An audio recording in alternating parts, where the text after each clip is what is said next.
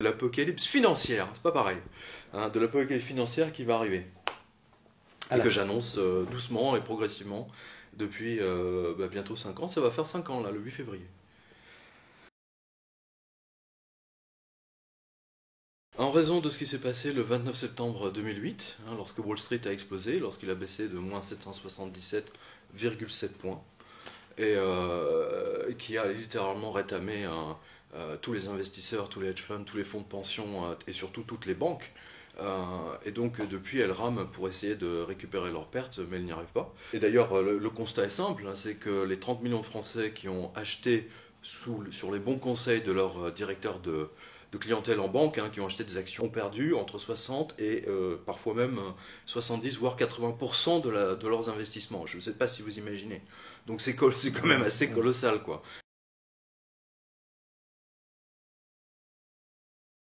Je me suis basé sur un élément extrêmement simple. Je pars du principe que l'histoire se répète.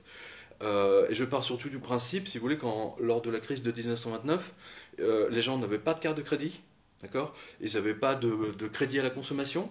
Et surtout, il n'y avait pas comment dire, de produits financiers comme les crédits default swap de notre ami Blight Masters, hein, sur lequel j'ai écrit un livre, comme vous le savez. La situation, pour nous, est 100 000 fois pire que ce qui s'est passé en 1929. En 1929, ceux qui ont sauvé leurs meubles, c'est uniquement ceux qui avaient acheté de l'or ou des actions de mines d'or ou d'argent ou de platine, whatever. Et donc, comme l'histoire se répète, et en termes financiers, vous savez, ça ne change pas, hein. Donc en conséquence, ça sera la même chose dans cette crise-ci. Ma position, si vous voulez, sur l'or a toujours été très simple, hein. L'or est stable, c'est-à-dire ce n'est pas l'or qui monte, c'est la valeur du dollar ou de l'euro qui baisse, hein, voilà, c'est aussi simple que ça. Et pour revenir à l'or, je vais vous donner un autre exemple, hein. Regardez ce qui s'est passé en France en 39-40. On disait aux Français qu'il y avait la ligne Maginot. C'est ce qu'on dit aujourd'hui aux Français, hein, que les banques sont saines, que tout va bien, hein. Résultat des courses, hein, la ligne Maginot s'est effondrée en 5 minutes, et la même chose va se passer à un moment donné, c'est-à-dire que les places financières vont exploser en 5 minutes, exactement comme ça s'est passé le 29 septembre. Et donc l'or va littéralement monter en flèche, parce que l'or sera toujours la chose la plus stable.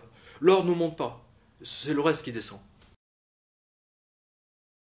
C'est clair, de toute façon, vous avez vu les mesures d'austérité. Vous avez vu, grâce au blog, enfin grâce à la revue de presse, j'ai expliqué aux Français que de toute manière, il y aura une hausse complète de la TVA en France, parce qu'il sera impossible au gouvernement, hein, de continuer à pomper de l'argent pour sauver les banques. Les banques seront nationalisées à un moment donné, et de toute manière, les mesures d'austérité qui vont se rajouter, hein, à un moment donné, vont créer l'exaspération des gens. Des manifestations massives, des manifestations massives comme en Grèce. Vous savez, la grande différence aujourd'hui, c'est que on assiste en fait à une mise en esclavage des peuples pour le compte des banques, pour sauver les banques. Et pour sauver, si vous voulez, des choses que les banques ont faites, comme les crédits default swap, c'est de l'escroquerie pure. Et c'est le premier grand crédit default swap qui a été fait par Madame Blight Masters de la JP Morgan Bank. Nous sommes en 1997-18, hein, de tête. Il y a eu le naufrage du Exxon Valdez, d'accord. Et donc la compagnie Exxon avait besoin de 5 milliards, hein, pour provisionner pour le frais de justice, d'accord. Donc elle a demandé à sa banque 5 milliards. La JP Morgan ne pouvait pas lui prêter les 5 milliards, enfin ne voulait pas, parce qu'ils se sont dit que si jamais hein, ils sont condamnés définitivement, ils ne reverront jamais leurs 5 milliards.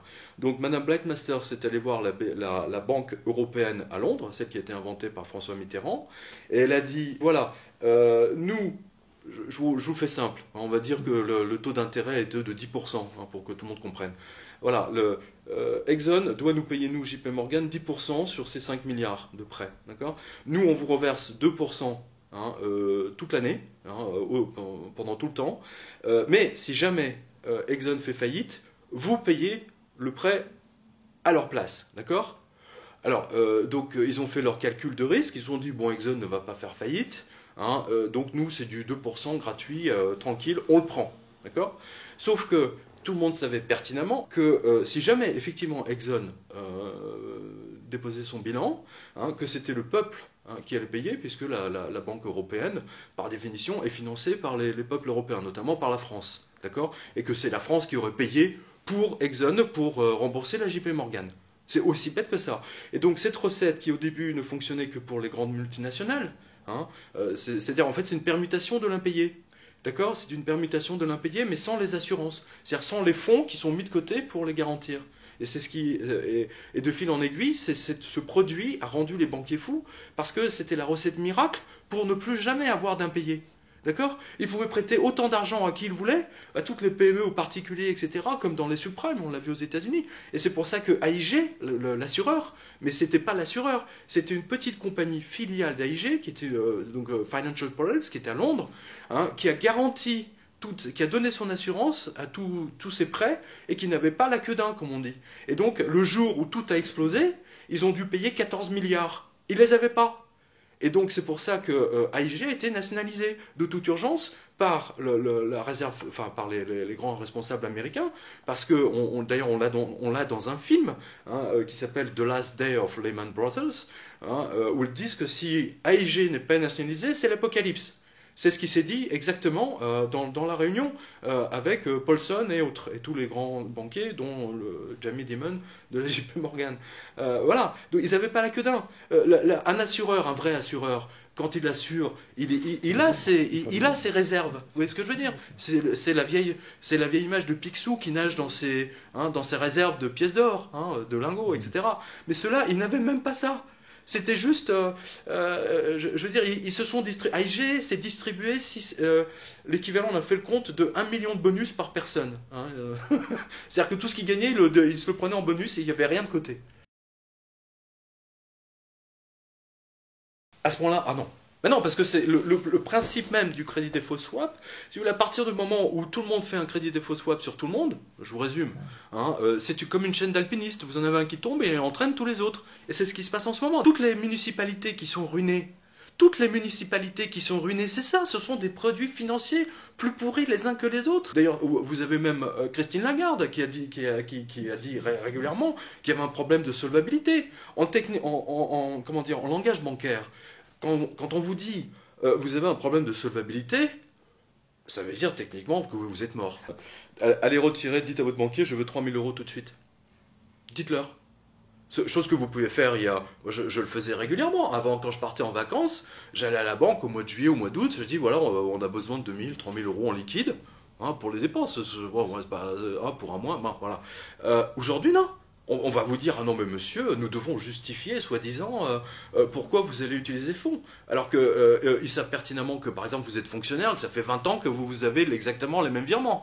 Mais l'argent qui... Mais vous voyez, mais vous devez justifier pour 100 €, 200 €. Encore pas plus tard que... il y a quoi? Il y a 15 jours, et c'était dans le Financial Times, c'était uniquement pour les abonnés du Financial Times, vous voyez que les banques ont profité de la nouvelle fenêtre d'endettement sur 3 ans. Hein, pourquoi elle emprunte à ce... Je veux dire, ce sont des banques qui empruntent, donc leur charge de la dette devient de plus en plus lourde. Comparez votre relevé de compte de maintenant par rapport à il y a 15 ans, ou 10 ans, même 10 ans. Vous allez voir que le nombre de tout ce que vous payez en frais à votre banque a quasiment pris 50%, voire 100% sur certaines. C'est n'importe quoi. Moi, je suis un journaliste spécialiste, j'ai toujours couvert les banques, la technologie bancaire. Et je me souviens très bien d'avoir assisté à des conférences de l'Association française des banques où ils disaient nous allons encourager l'utilisation des cartes de crédit et les cartes de crédit sont gratuites. Elles seront toujours gratuites. Pardon? Aujourd'hui, c'est plus le cas. Vous ajoutez les frais bancaires, vous ajoutez la hausse de l'essence radicale qui a été posée, vous ajoutez la hausse de la TVA qui a été faite là au mois de janvier. Et les Français, tous les commerçants vont vous le dire, les Français ont cessé d'acheter au 15 janvier. Et à partir du 20, eh bien, il y a eu des millions de gens qui ne pouvaient plus joindre les deux bouts. Il y a eu la hausse de la TVA et puis la hausse de l'essence et ainsi de suite. Même nous, enfin, je veux dire, les éditeurs ont été obligés d'augmenter la TVA de 5,5 et passer à 7. Ça impacte tout le monde, évidemment. Les gens qui étaient en équilibre, du jour au lendemain, ils vont leur manquer 300 €. Vous voyez ce que je veux dire? Donc ils vont être obligés d'avoir un découvert à la banque. Le découvert à la banque va entraîner des frais supplémentaires et ainsi de suite. C'est the downward spiral, comme disent les Anglais.